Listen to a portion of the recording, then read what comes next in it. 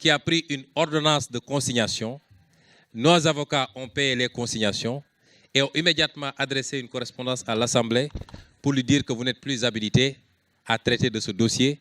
Ce qu'un éminent avocat a répété avant-hier, je crois, Maître Babou, sur les ondes de la presse. Mais comme on n'est pas dans un état de droit, ils ont continué pour aller faire ce qu'ils veulent, ce qui est une autre violation.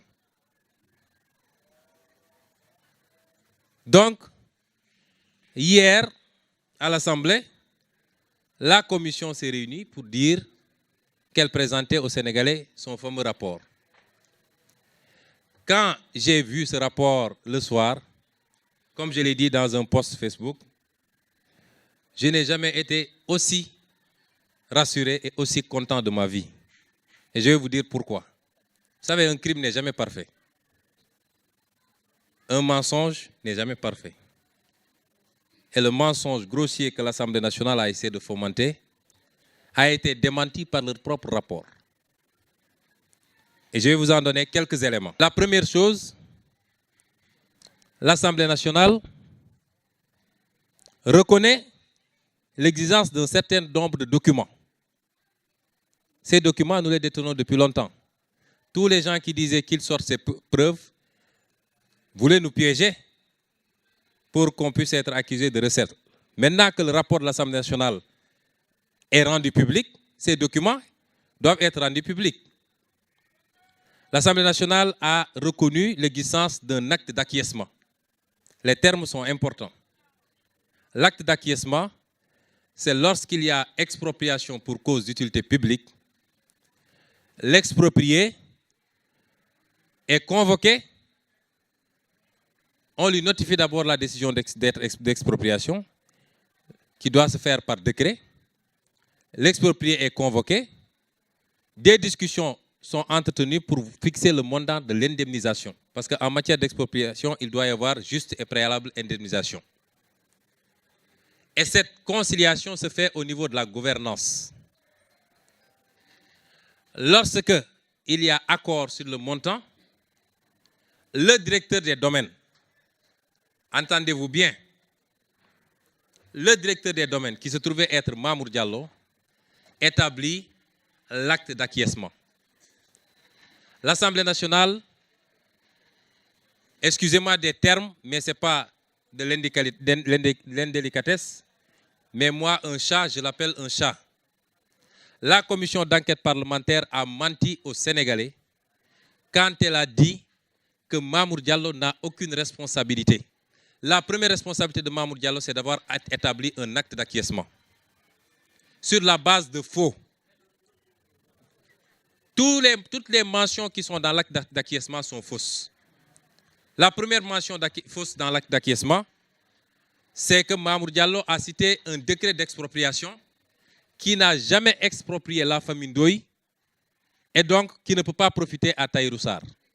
Premier faux. Le décret d'expropriation a exproprié la SAM Indépendance.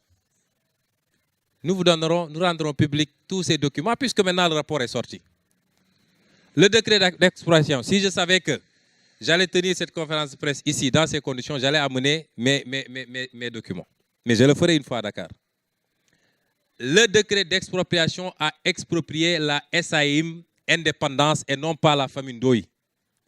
Donc, venir reconnaître une créance à la famille Ndoye sur la base d'un décret qui exproprie la SAM Indépendance, c'est le premier faux de Mamour Diallo. L'Assemblée nationale a menti, la commission a menti quand elle a dit que Mamour Diallo n'a pas de responsabilité. Il mentionne dans un acte d'acquiescement, il mentionne lui, l'acte d'acquiescement, c'est entre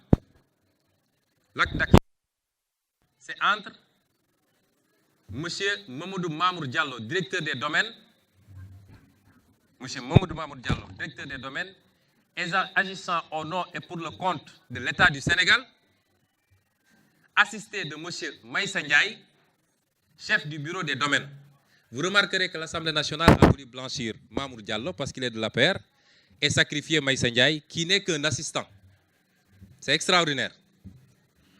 L'acte est là et on le rendra public. M. Mamour Diallo, directeur des domaines, assisté de M. Maïssa Ndiaye. Ça, c'est la première. Et la Sofico, représentée par M. Seydou Sarr. Voilà les partis. Et on nous dit que Mamour Diallo n'a aucune responsabilité. Mais on est dans quel pays? Et c'est des députés du Sénégal qui l'ont dit.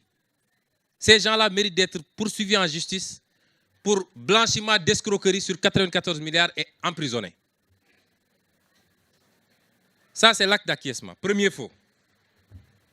Deuxième faux. Il n'y a pas de créance. Parce que Sofico, représenté par Seydou Sarr, s'est prévalu d'une cession de créance. A dit que la famille Ndoye m'a vendu sa créance. La créance n'existe pas. La famille Ndoye n'a pas été expropriée. Quand vous n'avez pas été exproprié, vous ne pouvez pas vendre une créance. La créance n'existe pas. Et vous ne pouvez pas indemniser une créance qui n'existe pas. Le seul qui a été exproprié, et pourtant le rapport l'a dit, c'est la SAM Indépendance. Vous ne verrez jamais un décret d'expropriation qui a exproprié la famille Ndoye. Donc la famille Ndoye ne peut pas vendre une créance qui n'existe pas. Deuxième faux. Extraordinaire. Troisième faux. Qu'on s'écoute bien. Quand vous achetez une créance, vous devez aller au tribunal pour que le tribunal homologue l'acte de cession de créance. Tant que le tribunal n'a pas homologué l'acte de cession de créance, vous n'avez pas encore une cession de créance. Or, quand M. Seydou Sarr, avec ses deux sociétés, Sofico et CFU, est allé au tribunal, le tribunal a refusé d'homologuer. Nous avons les arrêts. Et pourtant, le rapport de l'Assemblée nationale a cité les arrêts. Les arrêtés, les arrêts du moins, les décisions en première instance. En première instance, le tribunal a dit qu'il ne peut pas y avoir de cession de créance en matière d'expropriation. Et deuxièmement, la famille n'a jamais justifié de l'existence d'une expropriation. Et le tribunal a rejeté. Nous avons la décision. Ils sont allés en appel. L'appel en 2018 a confirmé la décision du tribunal en première instance, en disant qu'il ne peut pas y avoir cession de créance. Donc, troisième faux extrêmement grave. La créance qu'on a voulu payer à 94 milliards n'existe pas. C'est une créance fictive. Quatrième faux. Ils ont mis une indemnisation sur l'intégralité du titre, c'est-à-dire les 256 hectares. Or, la famille Ndoye n'est propriétaire que de 121 hectares. Elle n'est pas propriétaire de l'ensemble du titre. Et ils ont fait deux actes d'acquiescement, l'un sur 49 milliards, l'autre sur 44 milliards, pour prendre l'ensemble du titre. Même la partie qui n'appartient pas à la famille Ndoye, et faire une indemnisation. C'est extrêmement grave ce qu'ils ont fait.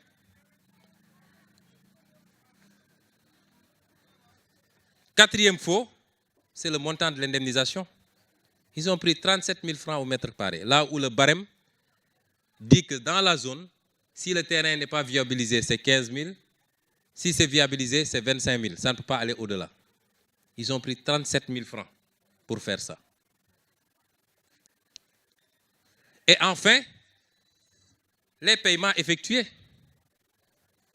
L'Assemblée nationale a dit que seuls 3 milliards ont été payés. Même si c'était 50 francs, c'est grave.